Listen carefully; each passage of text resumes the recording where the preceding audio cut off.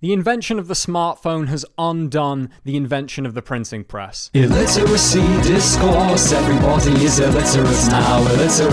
The Gen Z kids can no longer extract semantic data from symbols. Apocalyptic societal brain death. One communication technology caused the Enlightenment, and now another one is permanently erasing the Enlightenment.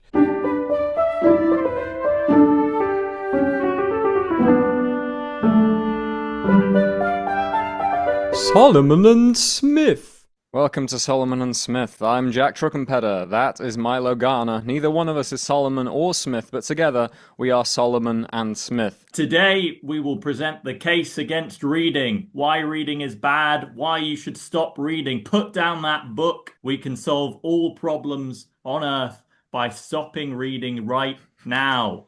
Stop reading right now. Listen, good. Watch, better. Read, never. It's true, I don't spend my nights on Wikipedia. I read books. Waste of time. Yeah, I know, books are a waste of time. There are many indicators of a literary society, a literate society. People have worse memories. What's up with that? Everyone becomes left-brained lunatics, stuck in their attics, scrawling out insane theories about something. If we couldn't read, it would be that image in The Simpsons when they sort of banned lawyers and everyone's holding hands, dancing in a circle, and the sun is rising. That is a world without reading.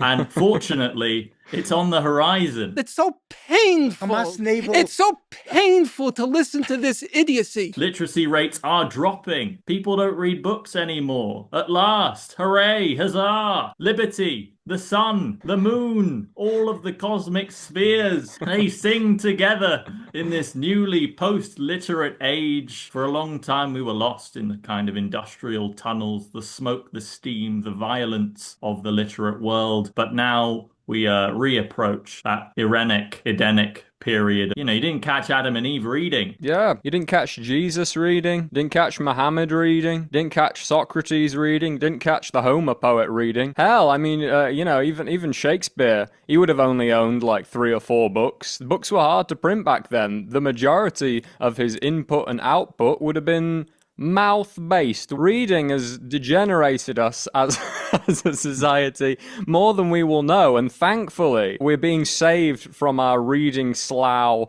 by our benevolent overlords who are making us illiterate at astonishing speeds. Really, this is unprecedented in human history, this amount of illiteracy at this speed. For those of you who are maybe spending a bit less time around young people, you have no idea what they're like these days, the new ones. They're 10-year-olds. They have 10-year-old brains in adult bodies. They just can't figure things out. They square peg, round hole continuously for half an hour, and text has just become meaningless to them. They've learned to read, but in some ways they're even less impressive than cavemen.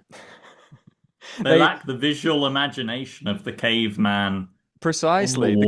If a caveman saw a page of text, he'd at least be like, oh, it would be, interesting to him. And the average modern 18-year-old doesn't even have that curiosity about what these lines on paper might mean. Which is ironic, given that the average 18-year-old today, in fact, reads word for word considerably more than probably all of their ancestors put together. Yeah. Because every day is spent in some way decoding text upon a screen. Almost all of screen culture, even with the short form video thing, it's almost all decked with text, with words, with subtitles. Today, most of the youth seem to watch television and cinema with subtitles permanently on in their native language because they are typically doing something else. So they are reading films, they are reading television. While reading something else. Exactly. So in a way, it's the golden age for literacy, but not the kind of literacy that we had previously highlighted on this channel. It's a kind of unique new literacy which somehow ignores any ability to analyze or extrapolate from the text, merely to scrape from the text its surface, which hopefully should lead us into a more sort of oral-based society of trust and community and singing songs together in circles, acting out with shapes and bodies rather than becoming these strange, bizarre people cooped up with our little textbooks, Yeah, unable to read human expressions anymore. Just where are the words in real life? They're not there. Words eyesight are not declining, reality. neck kind Yeah. of breaking. We were like, whoa, what is this?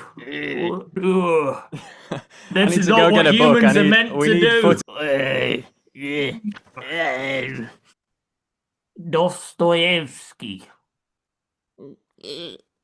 Robespierre. Pajamas, a republic.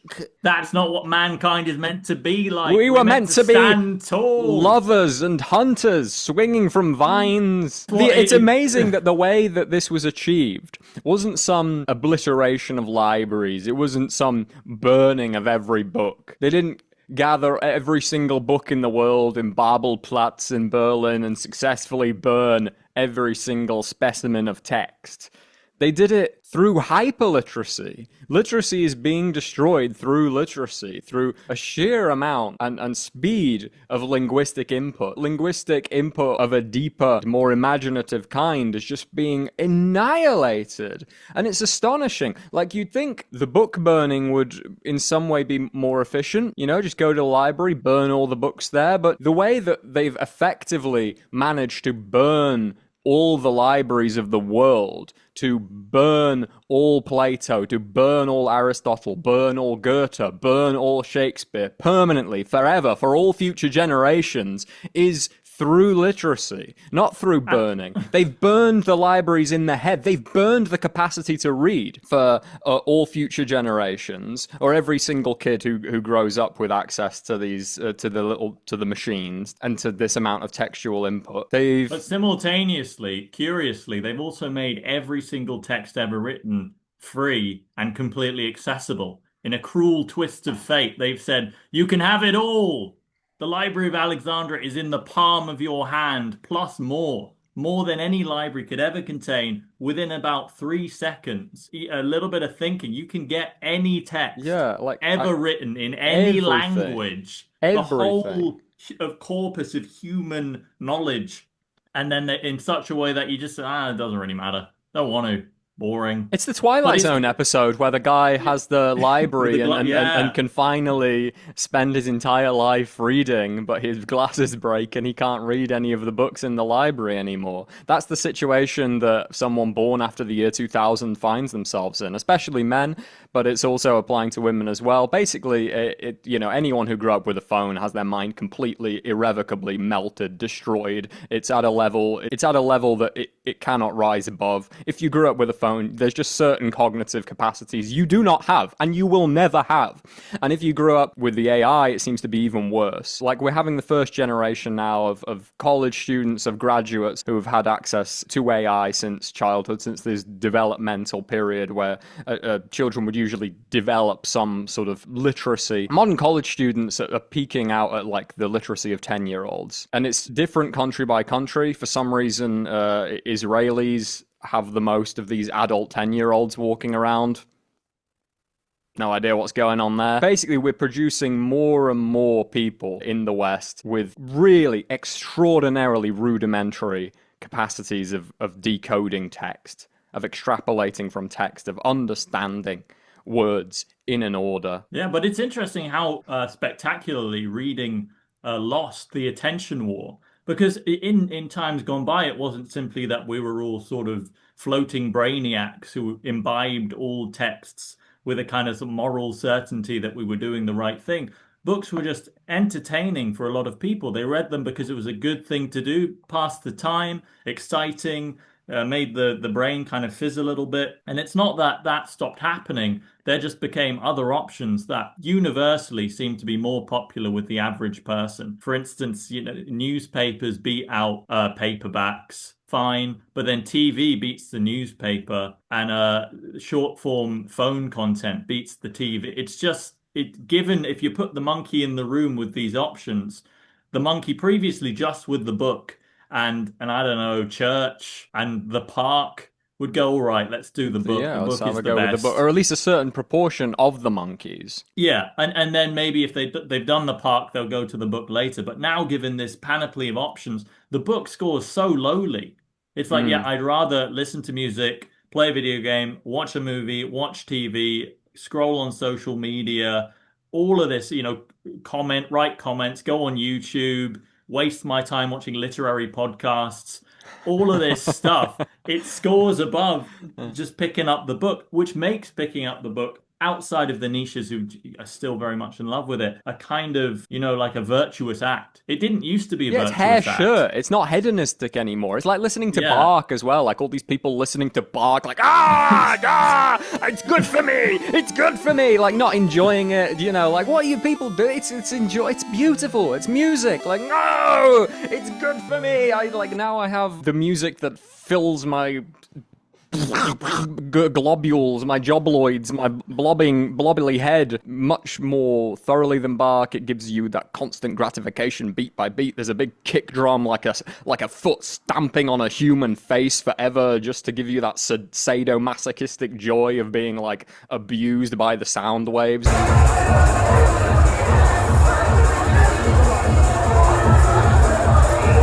And Bach doesn't give you that, which means that the experience of listening to Bach just becomes this John the Baptist locust eating dust and ashes desert good for you thing, which it isn't. It's hedonistic. It's joyful. Which is why I kind of appreciate the people who do read the kind of schlocky stuff, but they do it genuinely for pleasure. There's no element whatsoever that they're doing the right thing. I shall not go to the opera where all the hedonists have gone tonight, but I will sit in my chair and read this book. No, they actually genuinely, they're probably the demographic who love it the most. All the women reading like the dog porn where the dogs are having sex with them, they're the ones who are enjoying reading the normal way. That's what reading used to be for everyone. Everyone like Plato, like Goethe, like he read books the way that modern women read the dog porn that they all read. Whereas now there's just this strange, it has to be an improving book, to use Jeeves' phrase.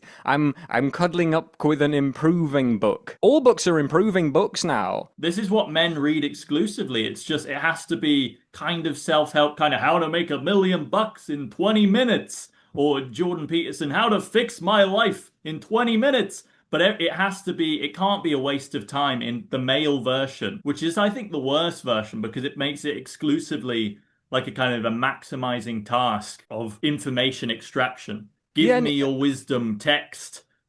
And you get like the douchebags who are just imbibing War and Peace for some kind of cultural capital. Like, no, enjoy it, you stupid moron. It's But this is the problem. How do you turn the tide on a percentage of the people who do read in a kind of I really ought to eat my greens, the greens are read the bit of book before you can get back to your true passion of commenting rude words under this particular video. That being really what we're on earth to do, and then but I better finish that canto. Like this video, subscribe to the channel if you're not subscribed already. Throw a comment down below. We also got a Patreon. Check it out, where we upload extra material and interact with you. We're like very grateful. We're stoked. We're stoked for all the support we get. Thank you so much. Yeah. Should we just read a few quotes from some of these like hellscape articles we've got open? Yeah, let's do a bit of quotation reading. Gone are the days of university freshmen reading classical philosophers like Plato or contemporary philosophers like Ta-Nehisi Coates. These days, incoming college students are lucky if they can get through Judy Blume's Tales of a Fourth Grade Nothing.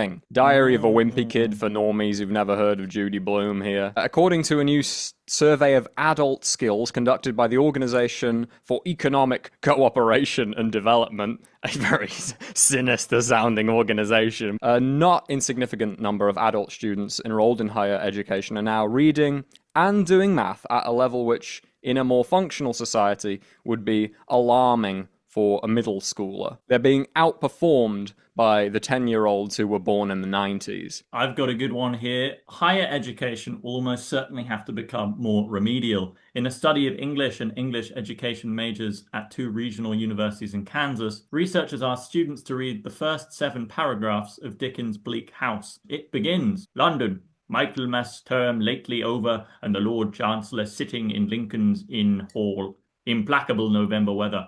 As much mud in the streets as if the waters had but newly retired from the face of the earth, and it would not be wonderful to meet a megalosaurus, 40 feet long or so, waddling like an elephantine lizard up Holborn Hill. The researchers quoted students' attempts to pass the passage. So it's like the mud was all in the streets and we were no. So everything's been like kind of washed around and we might find megalosaurus bones, but he says they're waddling. One student said. At least a quarter of the subjects interpreted the figures of speech literally, leading to the inference that dinosaurs walked the streets of 19th century London. Dickens continues by describing the Lord Chancellor as he is addressed by a large advocate with great whiskers, a little voice, and an interminable brief. Another student interpreted this passage as describing him in a room with an animal, I think. Great whiskers? A cat? And this article is written by Rose Horowitz for The Atlantic, in which she also makes the excellent observation that the ultimate in post-literate society, the real kind of saint, patron saint of what the future will hold is Donald Trump. Now, you may think that is a statement of irony, of evil tendency, but think again. Consider how Trump refers to his various enemies and friends. For instance, Crooked Hillary or Sleepy Joe. Are we not hearing the epithet tendency of Homer? Are we not seeing in Trump that same poetry reborn, that same oral tradition? Trump is a man who does not read books. I believe one of his ghostwriters suspected as an adult he'd never read a book, ever. And yet, he is this enormously charismatic and frankly quite charming figure who has galvanized the world population into a single unitary state. Could that have been done by a reading man? Could such a man have been worshipped by a reading population? I don't think so. We're seeing a new kind of very human, very communal storytelling born on the world stage. A man whose words are not written on the page, but spat out of the mouth, performed, adored, beloved. We're seeing the birth of a new Homer, and you scoff. You at home, you scoff, but this is our future. In America, reading for pleasure has fallen by 40% in the last 20 years. In the UK, more than a third of adults say that they have given up reading.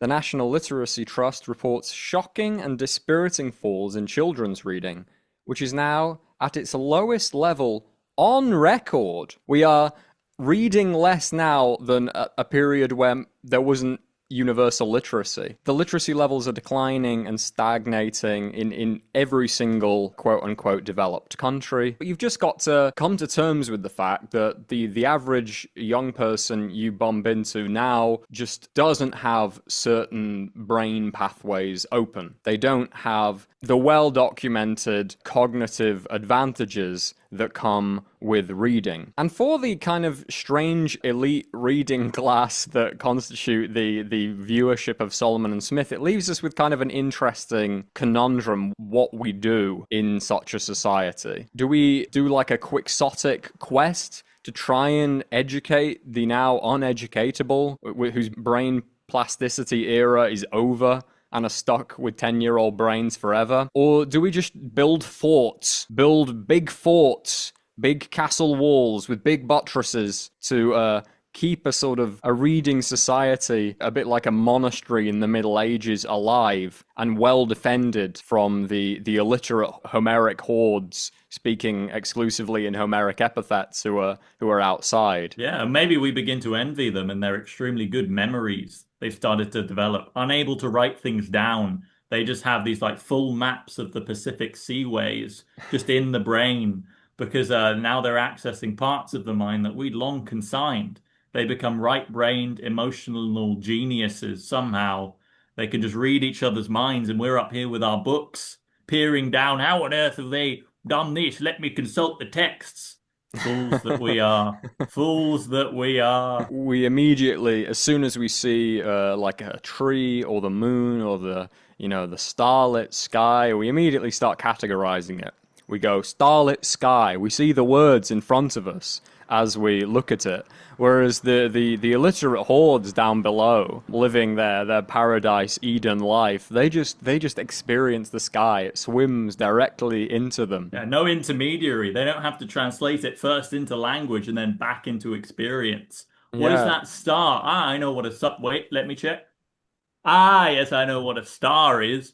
No, these new barbarians will simply glimpse up and be invested in the full magnitude of cosmic beauty. For the countries who are ahead of us in producing these cavemen, like Israel, like Poland, it's going to be like really interesting to see whether they just get consigned to a kind of slave class, just send them down the mines. They have 10-year-old brains. All you can do with them is send them down the mines. Not that a 10-year-old couldn't do the average middle-class job. I mean, the average middle-class job is like the stupidest shit you've ever seen in your life. But maybe like they'll all go down the mines. Maybe that's why we're creating these people en masse. And we need more stupid people. Having this mass literate population's been a disaster. I don't know, environmentally, sort of in terms of the social fabric. In order to although there was a I think in the 80s, a friend of mine was telling me about this. There was some kind of survey of miners, the reading tastes of miners, and I think the most popular author among 1980s British miners was Thackeray,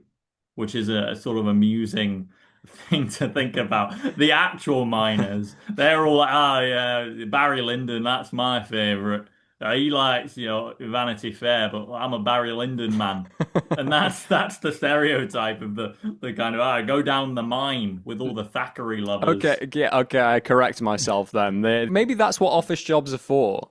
Office jobs are for the sort of square peg round hole class that we're just sort of mass producing. Well, it can be fully automated now because of the AI technologies. So they don't even need to write or read the emails. Merely paste the relevant email into the device and then copy the response and paste it back in. And we can't remove it. That bit could be automated, but we ought not to, as a sort of socially conscious move. We allow the people to copy and paste the responses in and out so that they have successfully, developed some kind of income to continue living. But we don't need to pretend they've actually thought about anything. And it's going to be maybe utopia. Maybe this is great. Yeah, and it's eliminated all work. Yeah, maybe the requisite for an actual utopia is everyone being stupid. Feels plausible, except for like a very small section at the top, Brave New World style. You have the doctors who know how doctoring more or less works, but no one else needs to know that. And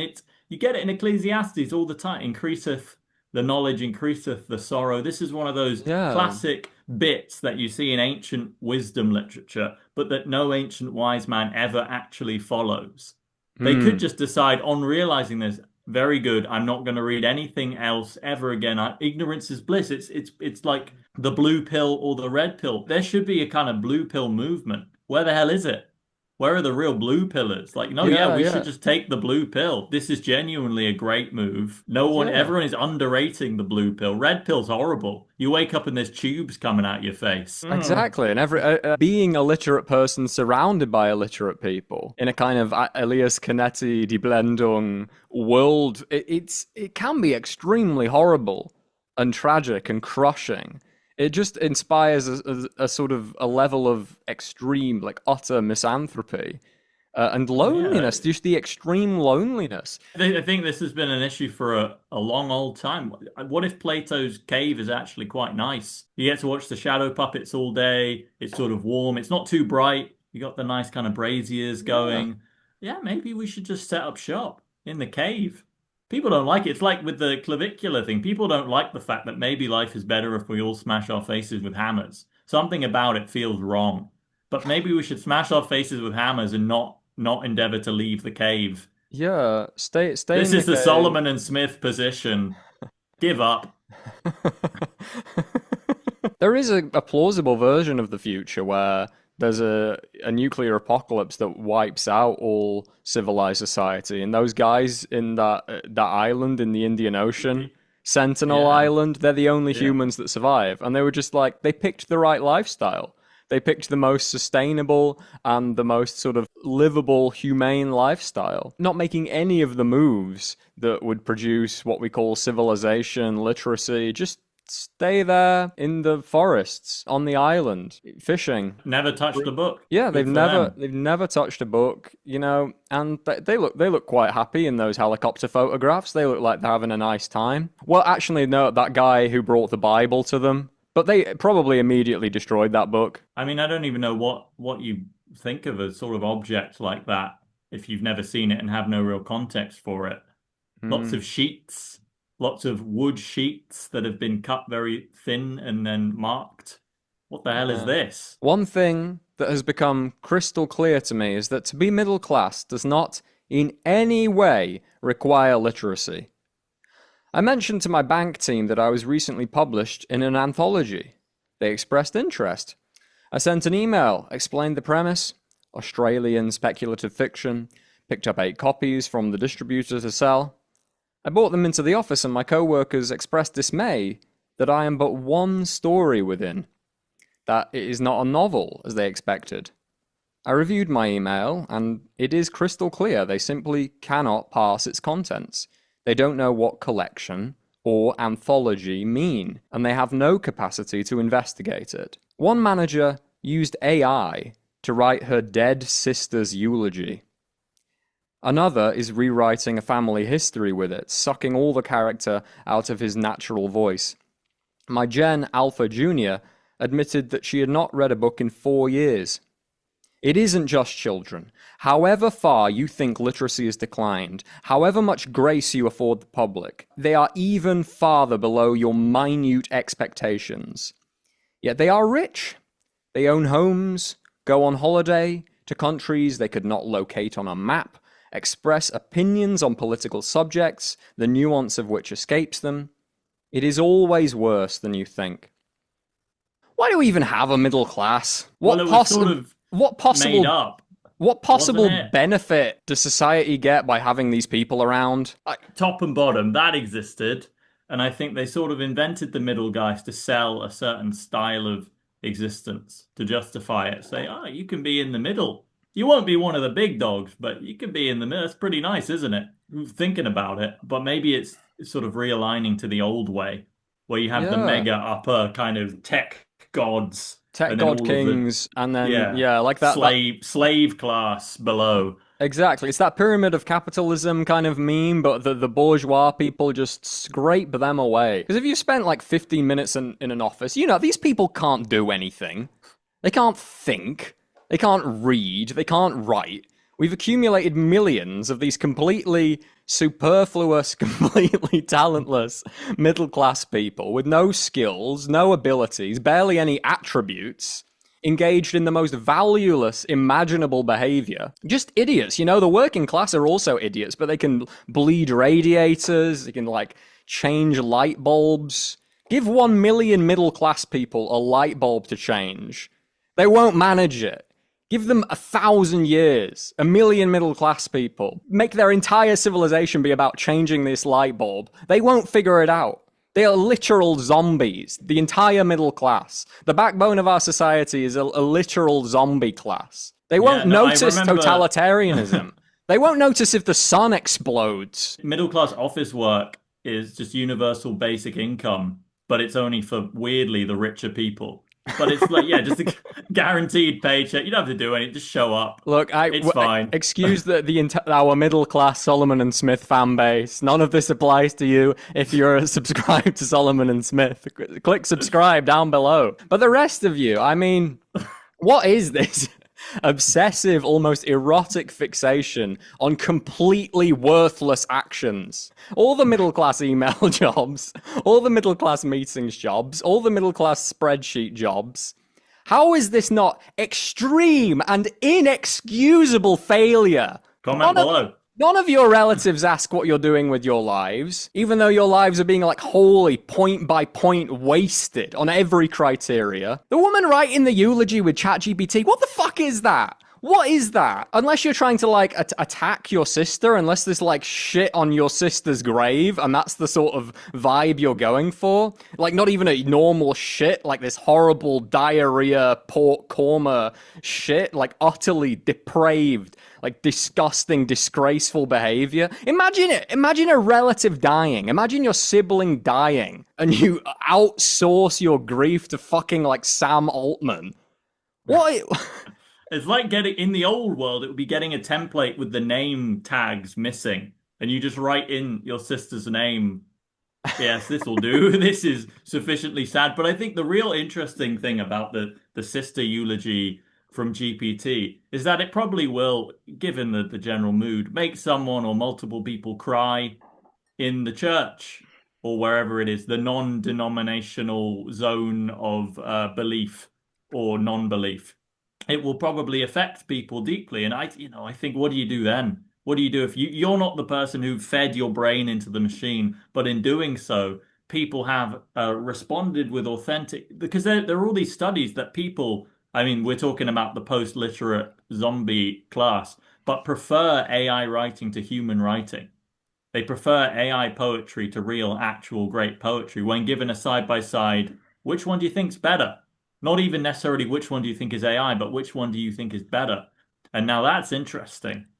But no, it's not. It's just chimpanzees. It's just like it's subhuman. They're just it's a random. It's like a chimp pointing at a random piece of paper, and the ChatGPT one has better formatting. Yeah. But if it was random, that would be something. If it was just random and it's like about 50-50, but it's a preference. It's reading them both, thinking about it. That's better. That is more human being-y. That you've been infected by the machine to the point that you now have the machine point of view. So you have the same preferences as the thing making the decision. Yeah, I don't want these societies to be mixed. I want the small literate like remnants to like go to Iceland, like in Huxley. We just get Iceland and we get to stay in Iceland. 90% of the world get to like do the chimp life, reading ChatGPT, writing ChatGPT eulogies for their dead sisters. You know, I'm weeping at them. I'm weeping at them. You get to weep this absolute slop. But I don't want to share public space with you guys. I want, like, Jim Crow. I'm not using the same water fountain as someone who writes their sister's eulogy with ChatGPT. I'm not gonna like sit up on the bus when someone who writes their sister's eulogy with ChatGPT wants to sit down. No, I'm to like hard segregation. I'm not using the same toilet as a woman who writes her sister's eulogy with ChatGPT. Not in a million years. Give me. We need the forts. Turn Iceland into a fort. Put everyone on it, like who's ever read a book in Iceland. All three of us. It's me, you, and you, the viewer. Exactly. We three. That's it. We get to go to. But the thing is, they built the forts. They spent hundreds of years building the forts. The universities were the forts. They had this idea because it was opposite world. Most people couldn't read, but a few had worked it out. The kind of pioneers. They realized life wasn't livable in the mud and the marketplace. So instead, they built these places. They built their Oxfords and Cambridges, and they built their sort of Moroccan university and their Neapolitan. And they went in there. They often have a slightly castle vibe and just lived separately. Kind of monkishly. Originally, it was very clerical, but then more sort of intellectually, like, we just like to read books in this district. And everyone was sort of like, yeah, I won't be going to Oxford with those weird dweebs. And it was an accepted cultural separation, but the universities were the first to fall. The universities are like the hub of anti-reading because it's the place where you go to read the least. At least outside of university, you're not really expected to imbibe, 10 books a month. Whereas the point of university was to go, but so people go there specifically to avoid doing that with the most ingenious, profitable technology. So the redoubt is gone. The redoubt, which was built and established for centuries with a long tradition and great buildings, has been infiltrated and expanded as well. Now there's a university. Every railway station in the UK says home of X university, but the whole thing is crumbled. Yeah, I know. Like university graduates, they're the ones like walking into a glass wall over and over again. Like I see them on the street just walking in, like because the automatic thing doesn't work, and they just boom into the glass, boom, like flies over and over. You just see them in the street, 2 hours, 3 hours walking into that wall until they're in a revolving door, just exactly round and round. The entire middle class. That's just all they do until like one of the aristocrats or one of the plebs comes and kindly directs them out away from the door. But thousands of people die in Landau alone just by walking into glass doors over and over. Meanwhile, the guys who come to, fix my radiators when I, break my radiator like a middle-class dunderhead every way, they're the ones who give me all my books. They're the ones who, Jack, have you tried out, Wilhelm Meister? Have you tried out being and nothingness, Jack? Say my working class radiator fixing men who come in here. Without them, I'd be doomed. I'd be among that because I'm middle class. I'm as middle class as they come, even though I pronounce it class. We'll ignore that. I look at these guys, walking in the way of cars, like trying to grab a picture of an apple on a photograph of an apple on like a supermarket advert, and they try it for minutes and minutes, and I know there but for the grace of God go I. My plebeian blood is the only thing that's saved me from the illiteracy affecting those around me. It's interesting how popular this genre of video is. I kind of understand why 85% of Substack articles are just about declining literacy. Yeah. It's like people love reading or watching things about declining literacy more than actually reading a book. It's great. This is such a comical meta element to it all. Yeah. Even the us in the elite here going, we prefer articles on declining literacy than whatever this is, the beastly beatitudes of Balthazar B. I never read it. Never read it. I'm too busy rereading this one James Marriott. Like this guy James Marriott, his entire career is just repeating this bad news. He's appeared on everything. He got I think he's even been published for freaking Penguin. Just repeating the terrible news. People love this terrible news, specifically this terrible news. Yeah, it's interesting. Maybe because it makes you feel like you are reading even when you're not.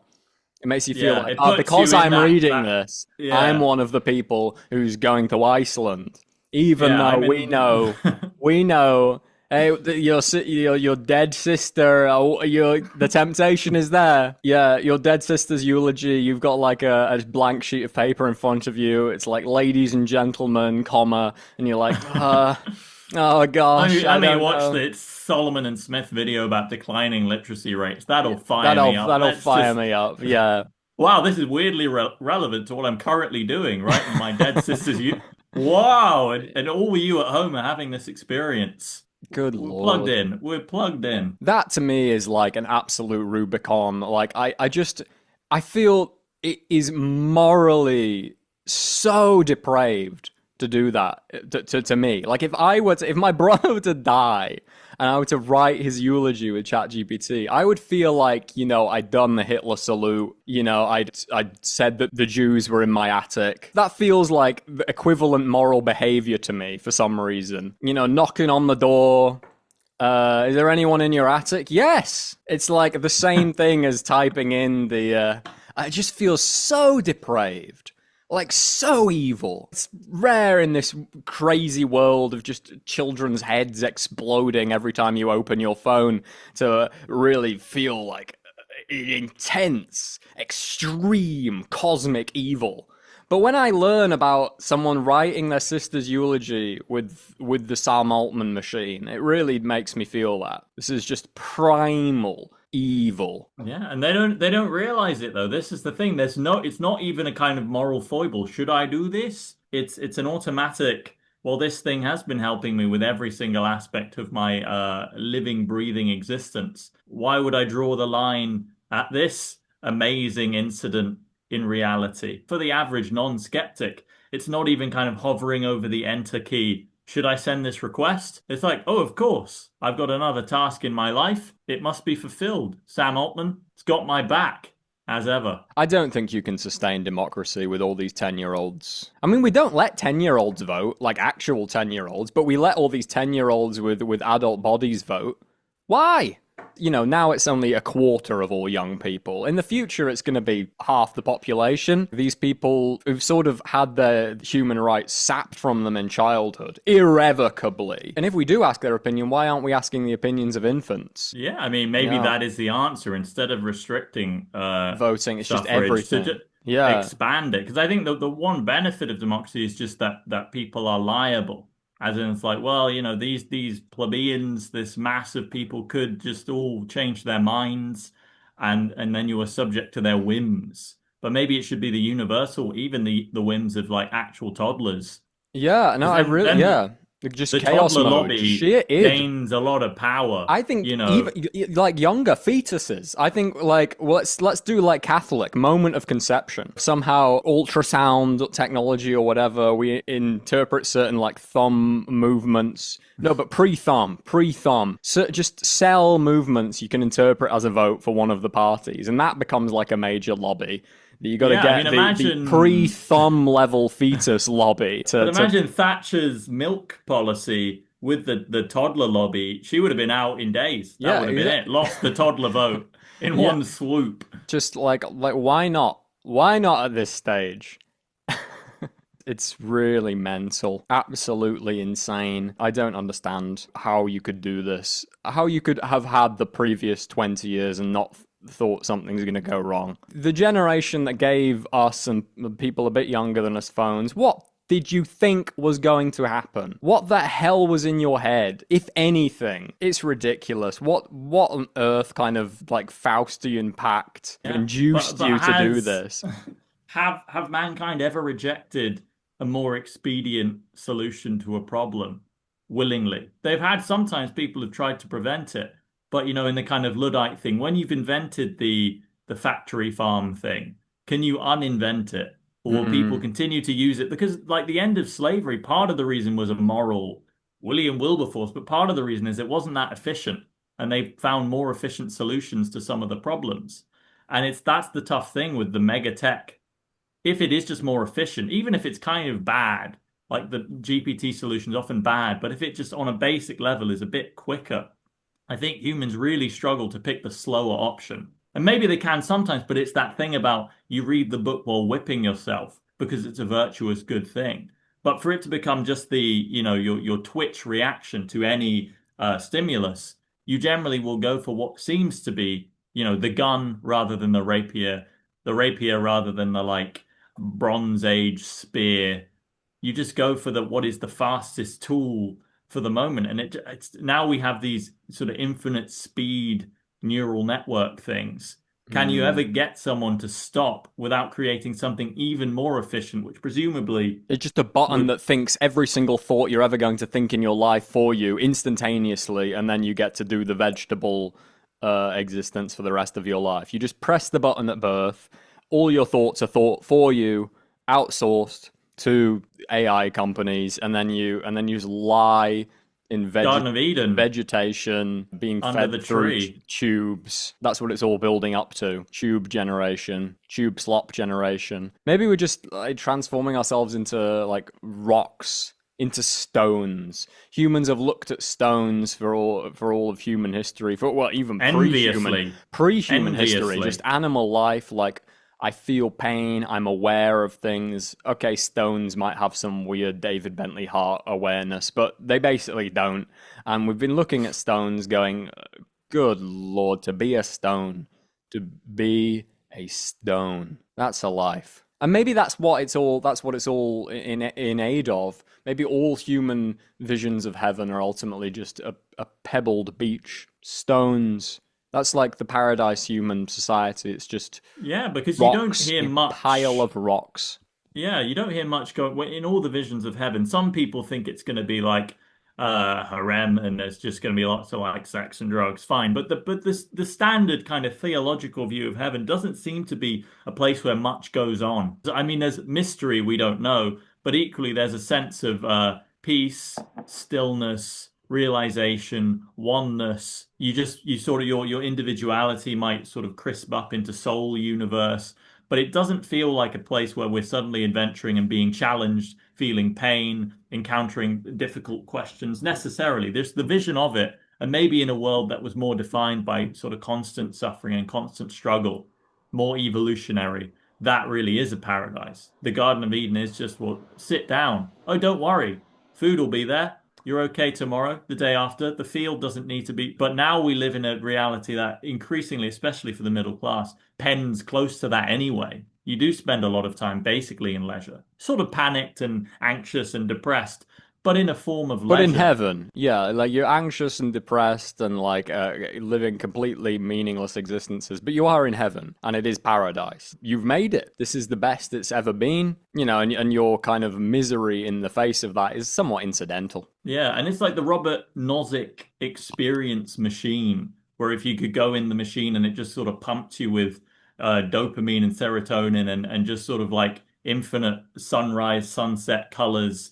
And that is just all of life. You're born, you're plugged in this thing until you expire. But it has been sort of imagine your finest experience, but plus like 10 trillion, all brain waves firing. And then the argument against this, and obviously it tends to fall upon spirituality and looking upon the moon is more true than being blasted with serotonin, perhaps. But maybe this is the end game of the kind of Sam Altman AI gods zone, is to ultimately invent this machine and to ensure immortality in the experience machine. Not only a rock, but a rock that feels pleasure all the time, maximally. And maybe they do. I don't know about rocks. Maybe they do feel pleasure all the time. You can't explain in a utilitarian manner. You have to reject utilitarianism in order to reject this vision. In a sense, on a utilitarian basis, this paradise is more of a paradise than the communist paradise. It's more of a paradise than the leisurely artists. Everyone's just an artist. There's no work to do, and we just exchange art with each other.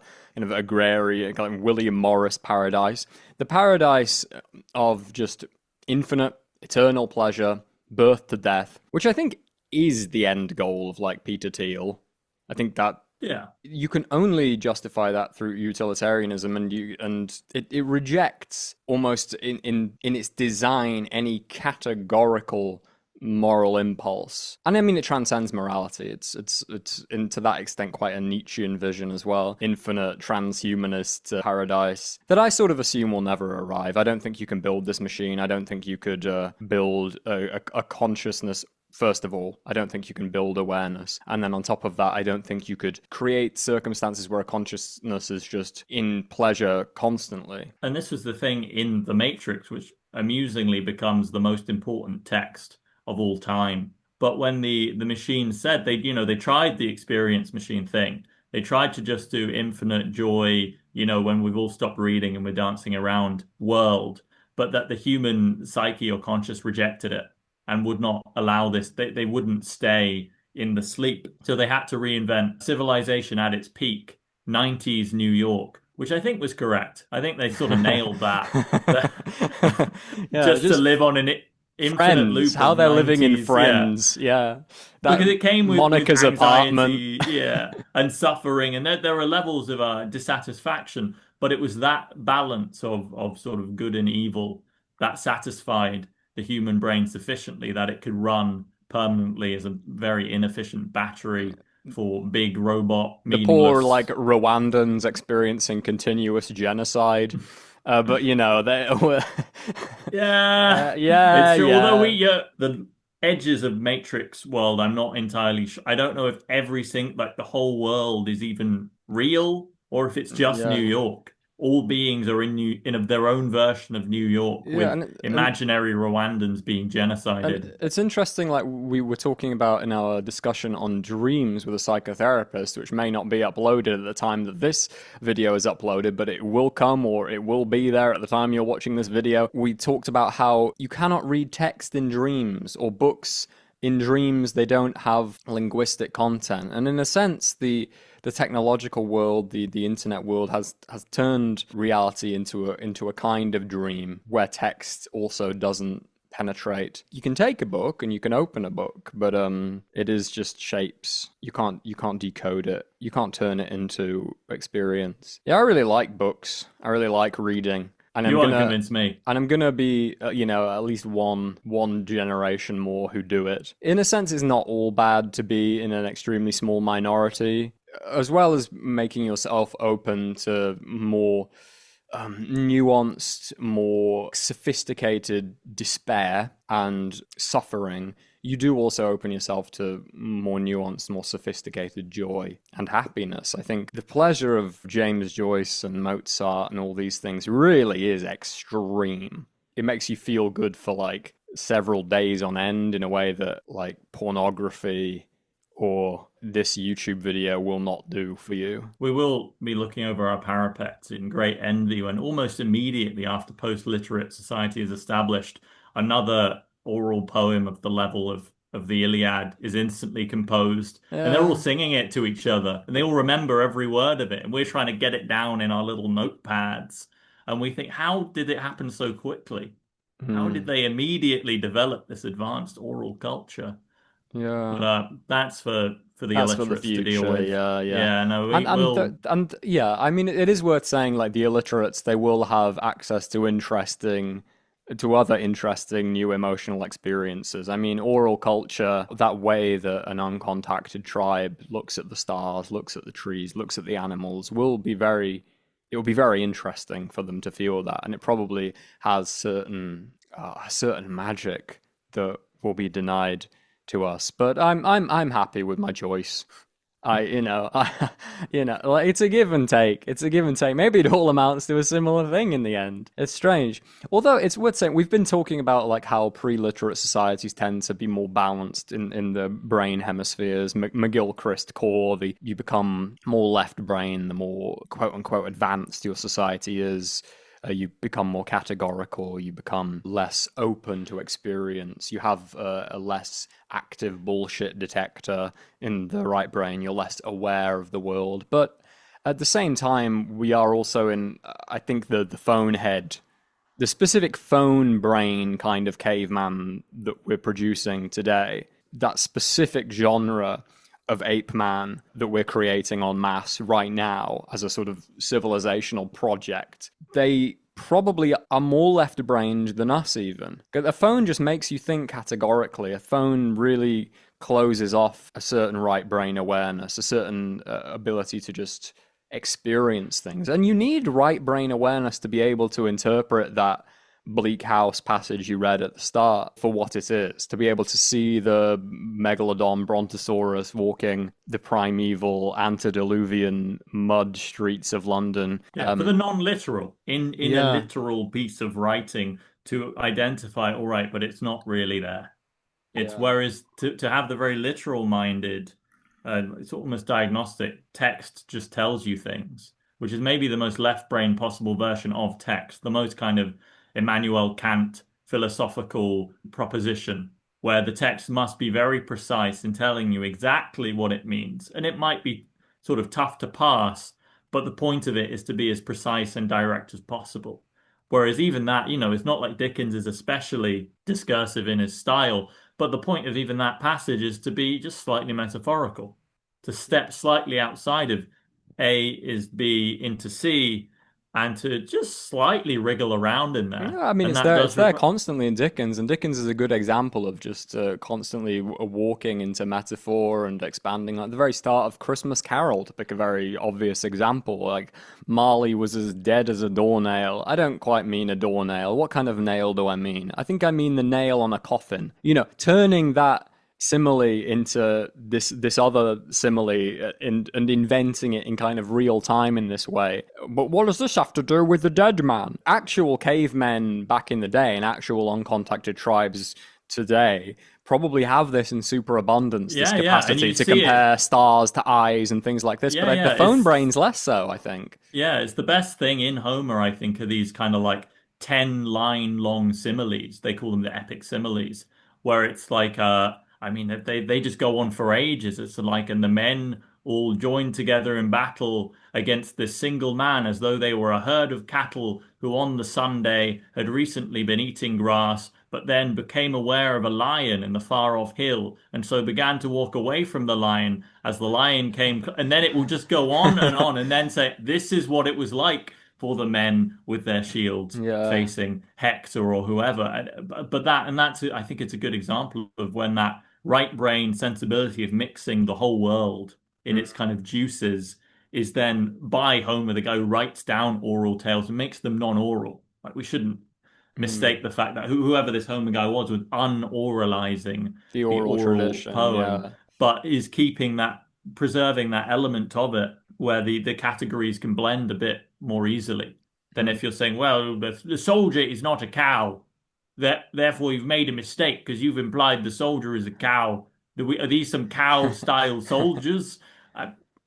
There's a good bit in McGilchrist where it was left and right brained, the people who have that surgery where you can turn on the one side and turn on the other, who are great experimental subjects, and it's they're given a sentence like, all rhinoceroses are cats, all cats can climb trees, therefore all rhinoceroses can climb trees. And this is happening with the same patient, they just activate different hemispheric sides when talking to them. And they show it to them with the left brain turned on, and they're like, yeah, it makes perfect sense. A goes into B, B goes into C. It's like a logical sequence. It makes sense. And the researcher will push them and say, like, are rhinoceroses cats?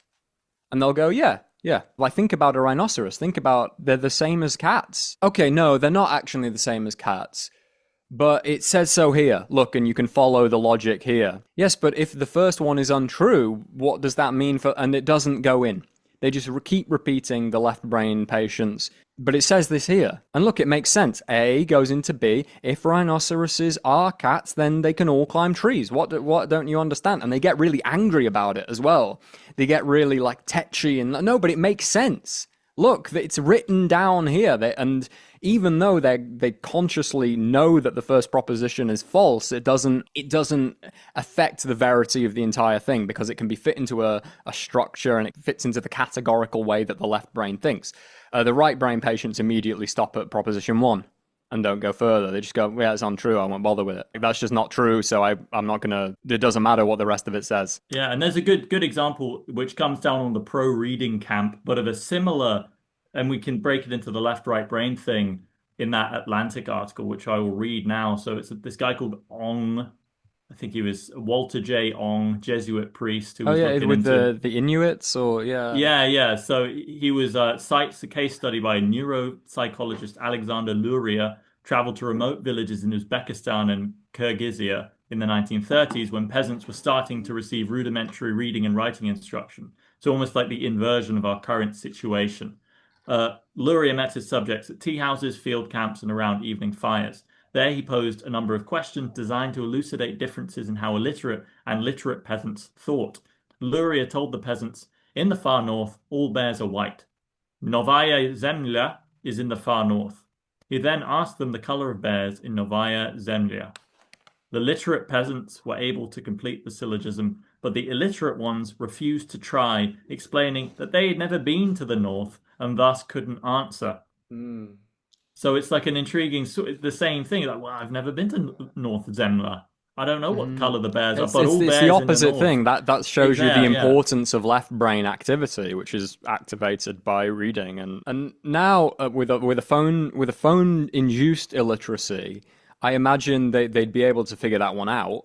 You know, they'd figure out that logical puzzle, but they'd be more prone to make the kind of mistakes in the McGilchrist experiment. Because something fits into a system of thought, the bullshit detector just disappears. Yeah, that's the thing. We're getting a sub-caveman kind of illiteracy. The oral tradition, the Homeric tradition, this kind of intense, incredible oral tradition won't ever come into being with a phone. We're getting only the rudimentary aspects of the oral tradition, all the downsides of the oral tradition with none of the plus sides. It's like a new prehistory, a new caveman era of human development, but losing all the things that made the caveman era great.